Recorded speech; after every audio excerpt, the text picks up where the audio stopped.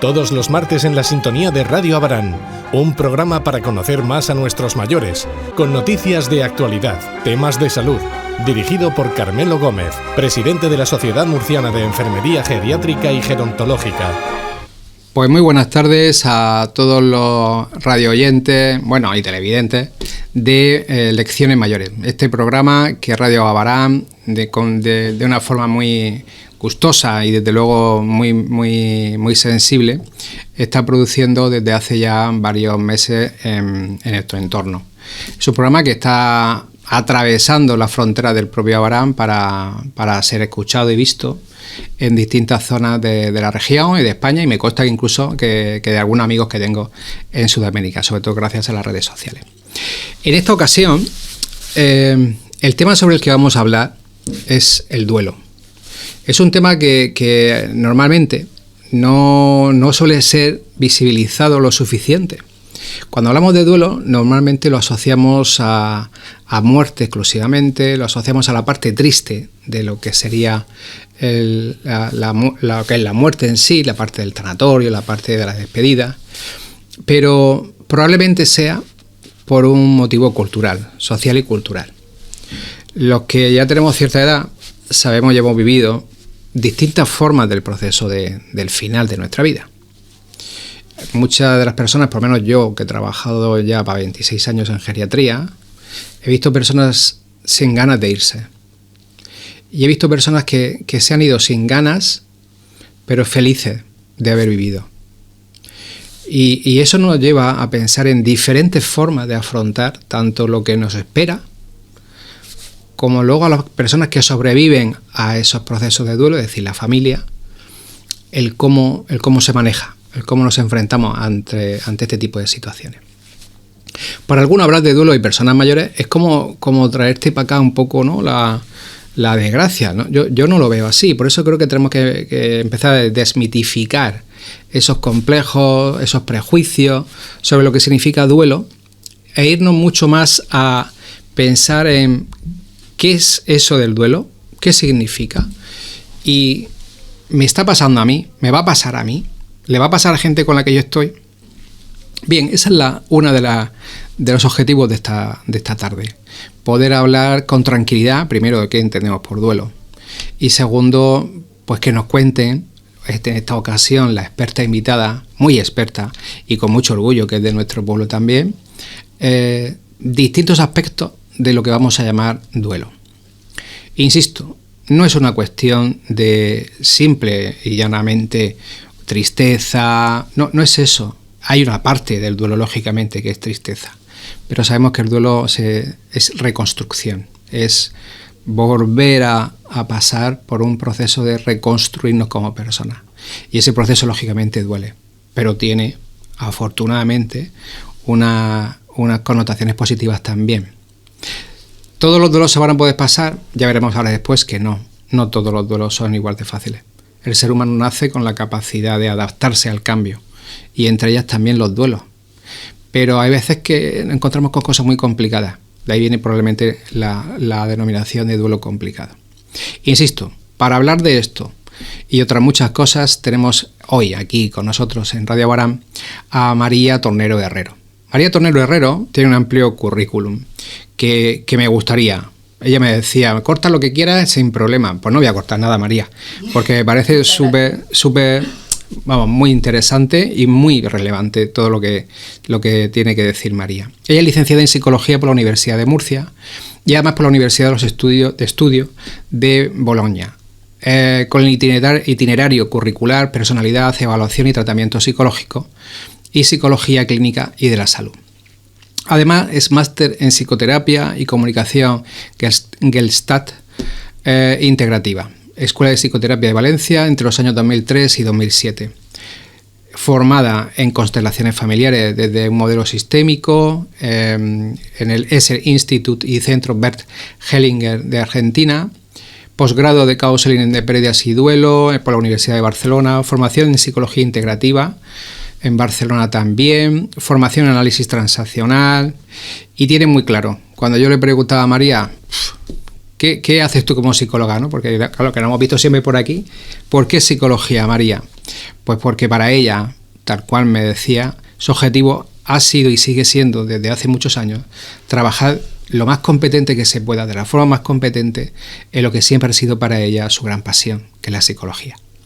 Para ello, además de formarse de forma continua, se sigue supervisando, evaluando, estudiando y trabajándose mucho a nivel personal, no solo para seguir aprendiendo, que es lo que hacen los buenos profesionales, sino también para acercarse cada día más, y atentos a esto porque es muy bonito, al corazón del otro, porque en eso consiste, ¿no?, el poder ayudar desde las emociones a otra persona, ponerse cerquita del corazón, y para eso todo el mundo no vale. No es lo que ocurre con María, que lo tenemos clarísimo, que lo tiene más que bien asumido. Trabaja desde hace 17 años a nivel particular, tanto en Murcia como aquí en Cieza, en nuestra vecina localidad, en Kaizen. Hoy hago 18, Carmelo, hoy es mi aniversario. Madre mía, pues ya te digo, enhorabuena y felicidades. Muchas gracias. Mira, pues es un buen momento para celebrarlo en el programa. Sí. Bien, en Kaizen Clinic, ¿no, María? En Cieza. Sí, en Cieza estoy en Kaizen Clinic. Muy bien. Bueno, pues bienvenida esta tarde aquí a nuestro programa. Muchas gracias. Es todo un honor tenerte con nosotros aquí, María. Igualmente para mí. Y bueno, veremos un poquito para que nos hables de lo que supone el duelo. ¿Por qué la importancia en tu itinerario formativo de estudiar duelo? ¿Qué fue lo que te llamó más la atención? ¿Por qué te llevó a estudiar, dentro de lo mucho que sabes, el duelo? Bueno, yo me decidí a estudiar duelo por dos razones. Primero, a nivel personal, para entender un poco los duelos que se habían vivido en mi familia y las consecuencias que ha tenido eso sobre nuestro sistema familiar. Y luego a nivel profesional, porque me daba cuenta de que prácticamente todas las personas que me vienen, vengan porque ha fallecido alguien o no, vienen con un duelo. Un duelo porque han perdido un trabajo, un duelo porque se cambian de ciudad, un duelo porque se separan. Lo que pasa es que solo entendemos como duelo cuando alguien se muere, cuando alguien fallece. Y bueno, me decidí a hacer esta formación en Barcelona, y sí que es verdad que a día de hoy casi en cada una de mis sesiones un poco de lo que aprendí allí entra. Qué bien, qué bien. Claro, tienen que saber, ¿no?, los que nos escuchan y nos ven, que el duelo es un proceso, ¿no, María? Es un proceso mediante el cual comienza cuando se pierde algo que es significativo. No solamente tiene que ser una persona, como tú bien has dicho. Se pierde o se hace un cambio, porque los cambios, incluso aunque sean para mejor, siempre dan miedo y son duelos, son transiciones. Exacto. Y al final nos lleva a un camino. El duelo al fin y al cabo es un camino, es un proceso que puede ser más o menos largo o más o menos duro. ¿Hay conciencia de esto? ¿Tú crees que hay conciencia de esto, de los duelos que se viven a nivel general? Pues lamentablemente no hay ninguna conciencia. No hay ninguna conciencia, y actualmente vivimos en una época en la que no estamos autorizados a sentir algo más allá de lo que es la felicidad y la alegría.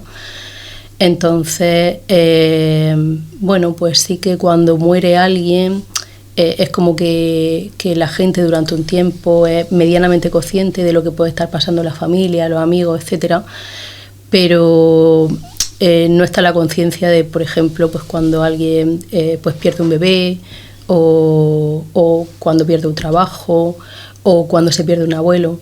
Entonces no hay una conciencia, al menos con la importancia que se tendría que dar actualmente desde mi punto de vista. Y eso es lo que realmente trae a la gente a la consulta. Incluso, no sé, me atrevo a decirte, ¿no? La experta eres tú. Pero incluso cuando hay pérdida de tipo más simbólico, como por ejemplo con la jubilación o con la pérdida de autonomía, cuando aparece la dependencia funcional en las personas, ¿no?, por la edad también. Es decir, cuando tienen más dificultad, pues a veces para caminar, o cuando tienen que venir a echar una mano en casa porque quizás ya solos no puedan hacer cierto tipo de situaciones. ¿Qué opinan de eso? ¿También es una situación de cambio, de pérdida de un estatus anterior? Claro, y las personas mayores lo viven muy mal. Lo viven muy mal porque el hijo o el cónyuge le sigue empujando que haga las mismas cosas, por ejemplo, cuando pierde movilidad, y ellos ya no pueden. Y bueno, es un proceso que se vive con dificultad, con cierta vergüenza, bueno, al menos eso es lo que yo me encuentro en la consulta cuando viene. Sí, eso te iba a decir, ¿no? ¿Qué duelos son lo que más frecuentemente te encuentras allí en la consulta? Pues usualmente lo que más me encuentro son duelos por la muerte de un cónyuge o duelos por la muerte de un hijo. Más por la muerte de un marido que una mujer, porque a día de hoy los hombres todavía no atrevéis mucho a venir a la consulta o a mostrar emocionalmente. Pero esos son los que fundamentalmente se ven. Sí, esos ¿verdad? dos, sí. Hace poco he tenido que cada vez se dan más y me da mucha alegría, entre comillas, el duelo por el fallecimiento de un bebé neonato, que es verdad que ahí ha habido un tabú durante muchos años, tanto con el tema de los abortos como con los bebés que no llegan a nacer. Hace poco he tenido un duelo muy importante en relación a un divorcio, un duelo muy importante en relación a una pérdida de un trabajo, pero por desgracia todavía la gente como que no se atreve mucho, tiene un poquito de vergüenza en lo que se refiere a esto. Es como que, como son en parte duelos no autorizados, incluso venir al psicólogo da vergüenza por lo que pueda pensar el psicólogo, ¿no? Cuando nosotros estamos deseando recibir, bueno, a todo el mundo, pero especialmente pues cosas diferentes. Claro. También un poquito, cada vez menos, ¿no? Yo creo que las generaciones que vamos ahí empujando un poquito más, probablemente tenemos mucho menos, creo, en mi sensación, pero puede estar equivocada, a aquello de sentarnos delante del psicólogo, del terapeuta. Pero los mayores, no sé qué opinas tú. Creo que todavía tienen ahí un poco como, vas al psicólogo y enseguida te dicen, no, yo no tengo más la cabeza. Sí. Como si es que pasara algo demasiado raro que no quieren que la gente sepa. Sí, yo he tenido de todo, la verdad. Tengo una señora que vino porque había fallecido su marido, que viene encantadísima de la vida, y tengo un señor que vino muy forzado por su familia y ahora dice que viene porque está muy a gusto hablando conmigo. O sea, él no tiene ningún duelo ni nada por el estilo, él simplemente es que ese rato lo pasa muy bien, ¿sabes? Pero sí. Qué bien. Qué bien. Bueno, y también muy significativo, ¿no? Oye, ¿cómo buscan a una persona que les escuche? Claro, o sea, al final lo que le hace falta es eso. Y más, por ejemplo, cuando tiene que ver con la muerte de un cónyuge, porque claro, es como que la sociedad entiende que como son personas mayores, bueno, pues da por hecho que tienen que morir, pero lo que no piensa es los años que han compartido al lado de la otra persona, que la persona que queda ya no va a tener determinadas vivencias, porque esas horas las podía tener con su marido, con su mujer. Totalmente. Y al fin y al cabo a mí me decían algunos en la consulta, dice, es que llevábamos 60 años juntos, claro, y ahora me he quedado muy sola. Dice, porque es que estábamos juntos, sé que se ha portado siempre muy bien, decía, siempre se ha portado muy bien conmigo. Éramos, pues eso, el uno para el otro, y de repente, fíjate, lo sabían de sobra. Ahí donde está realmente a veces la sorpresa, y yo creo que también donde la gente, lo que tú decías antes, ¿no? Le quita la importancia, que es aquello de, fíjate, si hasta 60 años, si tienes 80 y largo, si tú sabías que antes después iba a pasar, ¿y por qué te pones así? Yo creo que realmente ahí está el punto de inflexión, de contemplarlo desde el punto de vista profesional o no profesional, y es que el no profesional es ese que dice, no sé por qué tienes que lamentarte, porque son de estas cosas que pasan en la vida. Claro. Pero yo creo que no, ahí es donde está realmente la diferencia del paradigma del profesional, que mira la pérdida realmente como lo que es, precisamente por los años que ha estado viviendo juntos y la felicidad, que a veces los años no tienen por qué estar asociados a esa felicidad, la pérdida es significativa para la persona. Y por el futuro no vivido, porque esas personas siguen teniendo planes de futuro, planes que solo se pueden dar entre ellos, porque a lo mejor no es congruente que una abuelita vaya con su nieto al teatro no sé qué, porque el nieto tiene 10 años. Entonces, claro, la pérdida es mucho mayor de la que nosotros podemos imaginar a simple vista. Totalmente, estoy totalmente de acuerdo contigo.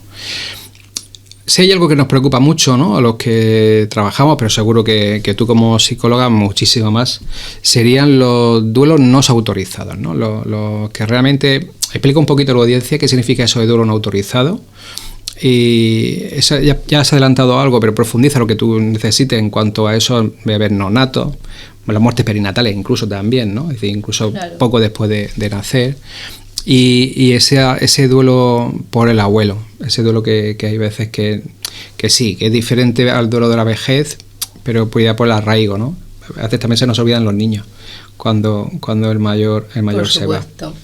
Y yo tengo la consulta llena, de niños no, porque niños no veo, pero de adolescentes que han perdido un abuelo y que vienen a hablar sobre eso porque en casa no pueden, un montón. Bueno, los duelos no autorizados son, como la palabra dice, duelos que a nivel social no se permiten.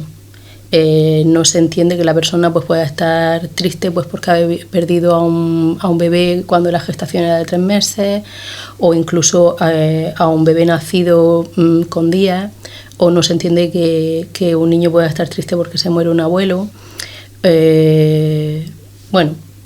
Son duelos que la sociedad no nos deja vivir, porque bueno, pues en el caso de los bebés ya vendrá otro, en el caso de los abuelos es ley de vida. Ya. Pues eso es una pena, ¿no? Es decir, el hecho de cómo la sociedad incluso no solamente no propicia, mejor dicho, el abordaje del duelo, sino que puede llegar incluso a condicionar la mala vivencia del duelo, no llegando a permitir las condiciones para que la persona se autorice a vivirlo, ¿no es eso? Claro, porque lo que nos hacen sentir es vergüenza, como si estuviéramos haciendo algo malo, y entonces vamos como en contra del proceso del duelo. La tristeza que sufrimos cuando estamos en duelo no es por casualidad, es parte del proceso para que el cerebro pueda procesar e integrar nuevos esquemas y porque realmente hemos perdido una persona o hemos perdido algo que es importante para nosotros. Totalmente. Entonces lo dificulta bastante. Claro. ¿Cómo lo viven en general los mayores? ¿Ha encontrado alguna característica concreta? A ver, cuando yo también me formé en duelo, me chocó mucho, fíjate. Y creo que después de una formación de 2 años te esperas que te hablen de muchas cosas, ¿no? Con profundidad. Pero cuando nos tocó mayores y duelo, me dio la sensación de que el módulo era más corto que el resto de módulos. Y cuando ya en privado le dije a uno de los profesores, no sé, yo soy especialista en geriatría, a ver, dime para poder leer, dime bibliografía. Dice, Carmen, es que ya de por sí el duelo del mayor es un duelo complicado. Y no estoy de acuerdo con eso, fíjate, mi vivencia no me dice lo mismo que me decía los que están en un centro de escucha. ¿Qué características crees tú, entonces, en cualquier caso, que tienen eso de vivencia, ¿no? ¿Cómo lo viven los mayores, si es que tienen alguna forma de vivirlo diferente a cómo lo viven otras personas? Bueno, yo no es que crea que tengan una manera de vivirlo diferente. Yo lo que siento es lo que he dicho antes, que lo viven con mucha soledad porque en parte son duelos no autorizados. Uh-huh. Se muere mi marido y parece que no puedo estar triste porque tenía 80 años. Pero claro, como tú decías, es que llevo ya 60 años con él. Y es que he compartido toda mi vida. Y había una viuda que me decía, es que yo llevaba más años, o sea, con mi marido que con cualquiera de mis hermanos viviendo. Entonces, yo siento que principalmente, si yo tuviera que decir una característica, que ellos no lo viven diferente, pero sí lo viven con mucha soledad por esa poca tolerancia que hay a permitirles pues el que estén tristes, el que se depriman, el que durante una época no tengan ganas de hacer la vida normal. Eso es lo que yo principalmente encuentro. Me quedo con eso último que has dicho, de una vida normal. El objetivo del duelo, como proceso psicológico que has dicho anteriormente, ¿no? cuyo fin es volver a plantear nuevos esquemas, adaptarse probablemente a la nueva situación. No sé qué piensas tú. Yo en principio pensaba que el duelo, o pienso, tiene como uno de los objetivos adaptarse a esa nueva situación, y para eso te reinventas como persona, y al final el éxito de la propia persona al pasar el duelo es poder seguir viviendo, entre comillas, con esa normalidad. ¿Crees que ese tipo de cosas, ¿no?, que hemos dicho antes de la sociedad, permite que los mayores sean capaces de superar el duelo?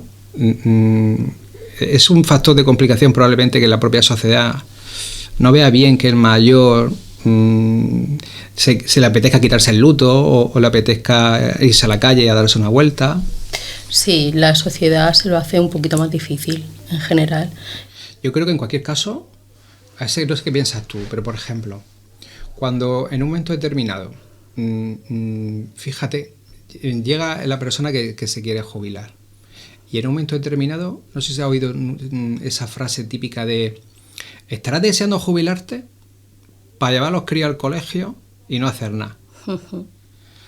Y luego de repente te encuentras a mayores que de verdad se apuntan a asociaciones, quieren montar cosas o yo qué sé, he visto muchos mayores que se tienen que ir de aquí a irse a otro sitio a hacer tai chi, porque y claro, yo escucho conversaciones de gente que dice, ya ves tú, ¿qué vas a hacer jubilado?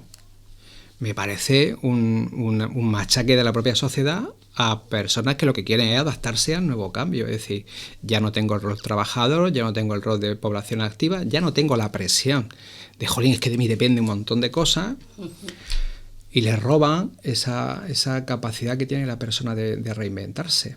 Como pasa con algunas viudas, como tú decías, más viudas por la demografía, ¿no? Son más viudas que viudas. Pero hay muchas viudas igualmente que ellas mismas no se permiten, pero a veces cuando quieren, los que hay alrededor, atentos a todos los televidentes, ¿no? Los que hay alrededor les castigan el hecho de decir, pues ya me encuentro un poco mejor, quiero salir a la calle, quiero irme a darme una vuelta. Enseguida está el cuchi de fíjate, el marido se le ha muerto hace 4 días, o la hermana se le ha muerto hace 4 días, o se le ha muerto la madre con 100 años y estaba deseando que se le muriera para poder salir de fiesta. ¿Tú crees que eso es uno de los desencadenantes a ese duelo no autorizado, a no continuar con el proceso de adaptación? Claro, ese puede ser uno de los desencadenantes, el hecho de tener que seguir un patrón que es el que los demás quieren, no el que tú quieres. Otro, el hecho de no poder vivir la tristeza como tú quieres. Sí, por supuesto que hay un montón de desencadenantes que hace que en los mayores el duelo se complique. Para mí es un poquito más complejo solamente por el hecho de que el cerebro no es tan plástico, ¿vale? Si encima nos dejamos un poco llevar por lo que los demás nos dicen o lo que se supone que tenemos que hacer, que en el caso de los mayores se da con un poquito más de frecuencia porque no están tan ilustrados, entre comillas, muchas comillas, como nosotros, en el sentido de sacar más a nivel emocional, etcétera, etcétera, pues sí, lo hace más difícil. Pues ya tenemos una clave de esta tarde. Hay que vivir y dejar vivir. Hay que vivir y dejar vivir, que la gente pueda adaptarse y vivir conforme considere, según sus valores, preferencias, porque al fin y al cabo todo el mundo tiene derecho a vivir de la mejor forma que pueda. Dime. A mí me pasó una vez que coincidían, además venían las dos un jueves y siempre por la mañana una detrás de la otra. 2 mujeres viudas y era muy chocante porque la primera, que venían siempre en ese orden, venía de luto riguroso, sin pintar. Yo no la había conocido antes, pero parecía como mucho mayor de la edad que tenía. Y la segunda venía, espectacular. Yo no me he puesto así, yo creo que ni el día que me casé. Espectacular. Y absolutamente las dos vivían con la misma tristeza del duelo por su marido y absolutamente las dos necesitaron un tiempo importante porque además eran duelos que por las circunstancias en las que se dieron fueron duelos complejos. Y a las dos les decía que se permitieran ser como eran y que dejaran un poco de lado lo que tiene que ver con lo que dice la sociedad en relación a cómo tienes que vestir, a lo que tienes que hacer. Claro. Que luego está esa parte, ¿no? La parte, nosotros lo vemos con cierta normalidad. Bueno, yo creo que lo vemos con total normalidad, lo de la vestimenta. Pero es bueno recordar, sobre todo tanto en ciudad como en pueblo. Pero en pueblo quizá más por el arraigo cultural, fíjate. Pero sí que conocemos que los ritos son importantes, los ritos siempre son importantes. Pero siempre y cuando la persona los reconozca como importantes. El rito impuesto ya no es un rito impuesto, puede ser una tortura. Entonces, igual que antes, por ejemplo, yo recuerdo antes que fallecía alguien y yo todavía recuerdo a mujeres mayores con el velo negro sobre la cara. Uh-huh. Y negro riguroso en verano con medias puestas, todo negro de arriba abajo. Y que luego en privado pues estaban allí haciendo de comer, se carcajeaban, reían con la gente, con la familia, pero era como una especie de... es un rito, yo tengo que ir vestida de negro riguroso porque se ha muerto quien se haya muerto, y esto lo hago porque yo quiero. Estamos en esa generación, los que ahora mismo tienen sus 70 años, sus 80, que están a salto de caballo de entre una cosa y otra. Son de, como digo yo, son los de la ropa gris. No son ni blanco, ni van blanco, ni rojo, que para muchos de ellos el rojo era como decir un color escandaloso, ni el negro riguroso. Pero todavía ves cierta vergüenza en ciertas personas cuando pasa eso, o cierta necesidad que tiene la gente de cuando ha fallecido alguien decir, pues yo luto no voy a ponerme. Es decir, todavía lo tienen que decir, como pidiendo permiso o comunicando a la sociedad que les rodea. Para mí creo que es muy curioso. María, hemos hablado mucho de duelo, me parece muy interesante. Bueno, yo hablaría de duelo todo el tiempo que fuera, y más contigo. ¿Cómo le explicaremos de forma fácil a los oyentes cuál es la dinámica del trabajo de duelo? ¿Cómo se trabaja el duelo normalmente? Vale. Lo primero que tienes que tener en cuenta es en qué fase te llega la persona, ¿vale? Voy a contártelo lo más breve posible. Si ves que me extiendo, tú me cortas con toda la libertad del mundo. Hay 4 fases del duelo según Alba Pallás, que fue la profesora con la que yo me formé, que es discípula directa de Elizabeth Kubler-Ross, que es la psiquiatra esta tan famosa a nivel internacional. Alba, a diferencia de Elizabeth, habla de 4 partes del duelo. La etapa de shock, que es la primera etapa, una segunda etapa que es de negación y de rabia, una tercera etapa que es de aceptación y de tristeza, y una cuarta etapa que es de crecimiento. Entonces, usualmente la gente te llega en una etapa 2 o en una etapa 3. En shock, cuando te llegan, es la primera etapa, cuando eres consciente de que la persona se ha muerto, pero todavía no la ha integrado mucho. Cuando te llegan, normalmente son empujados por la familia. Y muy poca gente viene por su propio pie en una primera etapa. Y ahí, se puede hacer, pero no se puede entrar tanto al trapo como una segunda o una tercera. Entonces, en una segunda etapa, principalmente lo que yo hago, además de la escucha, que tiene que ser una escucha activa, de verdad, de corazón a corazón, porque, y más en estos casos, la gente nota si tú estás para ellos o no. Pues sobre todo normalizo y valido. Y eso significa que como se van a encontrar con un montón de emociones, la mayoría desagradables, los mismos se levantan tristes y al rato están furiosos, y al rato se sienten culpables y al rato tienen miedo, normalizo que eso en esa etapa, pues lo normal, y luego valido, por ejemplo, cuando están enfadados, cuando se enfadan muchas veces con la persona fallecida, cuando se enfadan pues con el otro hijo, se ha muerto un hijo y se enfadan con el otro que queda porque está vivo. Entonces principalmente se hacen estas 2 cosas. Y luego una tercera etapa, cuando la persona ya ha asumido, ya empieza a haber un cambio, una evolución en el esquema mental, se empieza a integrar que la persona se ha ido, que están más tristes, y aceptan más lo que ha pasado. Además de la escucha, pues sigo validando y de alguna manera pego pequeños empujones hacia que la persona empiece un poquito, recomience con su vida. Esto lo hago como muy despacito porque depende del ritmo de cada uno. Hay gente que tiene ritmos que son un poquito más rápidos y que ves que van evolucionando más rápido. Hay personas que son muy lentas y luego también hay veces que están 2-3, que nosotros decimos, ¿no? O sea, que van hacia adelante y hacia atrás. Claro. Pero bueno, principalmente eso. Muy bien. Porque ya te digo que en las otras 2 etapas o bien están, pero no están, o bien ellos ya saben un poquito cómo va el proceso, que van a seguir en una cuarta etapa que sería de crecimiento, que bueno, cuando se acuerdan de la persona van a estar tristes, pero incluso sacan el aprendizaje de lo que ha sido el proceso de duelo. ¿Cómo se han reconstruido ahí? Yo creo que está muy bien. María, para ir terminando más o menos, lo has explicado muy bien. el trabajo de duelo, las fases, las características del duelo, los duelos desautorizados, los tipos también. Probablemente hemos dejado a muchas personas pensándose cosas, ¿no? Yo creo que eso es bueno.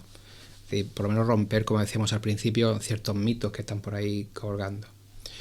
¿Qué deben hacer las personas ahora? Es decir, ¿cuándo una persona tiene que pensar, uy, esto no va bien, tengo que ir a algún sitio? ¿Cuándo y a qué sitio? A ver, yo siempre hago una valoración en cuanto a la funcionalidad, ¿vale? Pero para mí la funcionalidad no es solo que la persona se levante, se vaya a trabajar o haga sus tareas típicas, sino también en cuanto a la funcionalidad emocional. Si tú ves que ha pasado 1 año y medio y tú estás como al principio peor, o la gente de tu alrededor ve que estás como al principio peor, a partir de ahí ya te tienes que preguntar, ¿no? Y más sabiendo de dónde vienes. Porque, bueno, pues imagínate un señor mayor al que se ha muerto su hijo en un accidente de tráfico. Ahí hay muchas papeletas para que el duelo se complique. Entonces, si uno ve que que no hay un tiempo determinado, porque cada uno es un mundo, pero 1 año y medio, 2 años, me sigo encontrando igual, pues, bueno, yo pediría ayuda. ¿Y dónde iría? Pues, bueno, todavía no hay una referencia como a mí me gustaría que hubiera, ¿no? Yo, no sé, acudiría, lo primero que se me ocurre decirte es, acudir al médico de cabecera y pedir una derivación a salud mental. En el sitio en el que yo me formé, que es el IPIR en Barcelona, sí que hay una página en la que tú te metes y encuentras en cada provincia profesionales que son específicos del duelo. Pero si pues uno no tiene las habilidades para entrar en internet, para hacer ese tipo de cosas, pues a lo mejor preguntar en el mismo médico que te haga una derivación a salud mental, y en salud mental que te haga una derivación a alguna persona experta en duelo. Muy bien. Voy más allá, porque lo voy a decir yo. Vale. Yo iría directamente a un profesional de la psicología.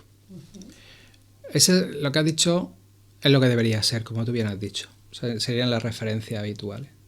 Pero todos sabemos que hay pocos profesionales formados y sensibilidad para captar el duelo. Hay veces no, todavía, me refiero a nivel general.